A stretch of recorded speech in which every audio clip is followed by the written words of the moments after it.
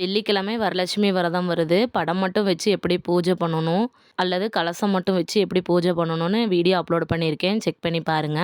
2020 நான் ஃபஸ்ட் டைமாக வரலட்சுமி விரதம் பூஜை பண்ணியிருந்தேன். இவங்க தான் என்னுடைய மகாலட்சுமி தாயார். நானும் யூடியூப்பில் வரலட்சுமி விரதம் பூஜையை பார்த்து ரொம்பவே இம்ப்ரெஸ் ஆகி ஃபஸ்ட் டைமாக நான் அந்த வழிபாட்டை செஞ்சேன்.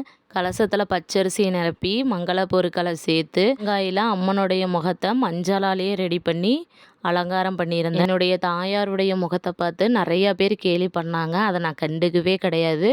இது என்னுடைய மகாலட்சுமி தாயார் தான் சொல்லி வழிபாடு செஞ்சேன். என்கிட்ட இருக்கக்கூடிய மகாலட்சுமி கடாச்சம் நிறைந்த பொருட்களையும் வச்சு கூடவே வாழைப்பழம், வெத்தலைப்பாக்கு, பழங்களெல்லாம் வச்சு சிம்பிளாக வழிபாடு செஞ்சுருந்தேன். இந்த பூஜைக்கு நான் யாரையுமே அழைக்கல. என்னுடைய அம்மா சிஸ்டர்ஸை மட்டும் அழைச்சி தாம்பூலம் கொடுத்தேன். இந்த வழிபாட்டை எங்கள் அம்மா செஞ்சோ அல்லது என்னோடய முன்னோர்கள் செஞ்சதோ கிடையாது. முறையாக நான் செஞ்சேன். என்னோடய சிஸ்டர்ஸ்க்கெல்லாம் மேரேஜ் ஆகணும்னு சொல்லி தான் அந்த பூஜையை நான் செஞ்சேன். அதே போலவே நடந்தது. அதனால் முறையாக அந்த வழிபாட்டை செய்கிறவங்க எந்த ஒரு பதட்டமும் பயமும் இல்லாமல் தாராளமாக செய்யலாம். கண்டிப்பாக நம்மளுடைய வேண்டுதல் என்னவோ அது மகாலட்சுமி தாயார் செஞ்சு தருவாங்க. நம்ம செய்யக்கூடிய வழிபாட்டில் அது இருக்கா இது இருக்கா, அவங்க அப்படி செய்கிறாங்க இவங்க இப்படி வச்சாங்கன்ட்டுலாம் நம்ம செய்யக்கூடாது.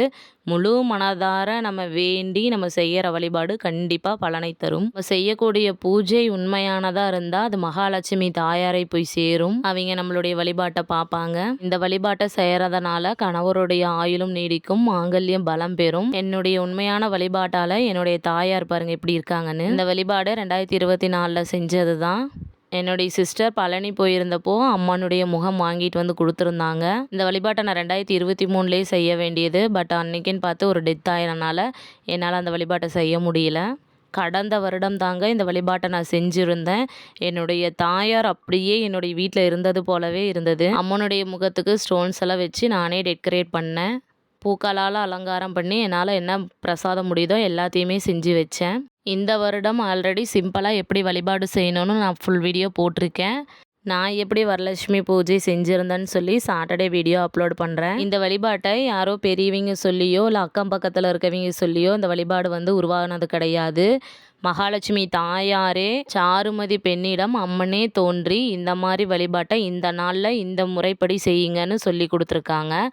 அதே போல் இந்த வழிபாட்டை யார் யார் செய்கிறாங்களோ அவங்க வீட்டிலலாம் நான் வாசம் செய்வேன்னு சொல்லியிருக்காங்க. இந்த வழிபாட்டை சுமங்கலி பெண்களும் செய்யலாம், கன்னி பெண்களும் செய்யலாம். கண்டிப்பாக புதுசாக கல்யாணமான பெண்கள் செய்யுங்க. ஏன்னா மகாலட்சுமி தாயார் செல்வங்களுடன் சேர்த்து வாழ்க்கையை எப்படி வாழணும்னு கற்றுக் கொடுக்கறதும் இவங்க தான். கணவன் மனைவிக்குள்ள சண்டைகள் வராமல் வாழ்க்கை பிடிப்பை சொல்லி தருவாங்க. ஸோ இந்த வழிபாட்டை செய்யுங்க. நெக்ஸ்ட் வீடியோவில் பார்க்கலாம்.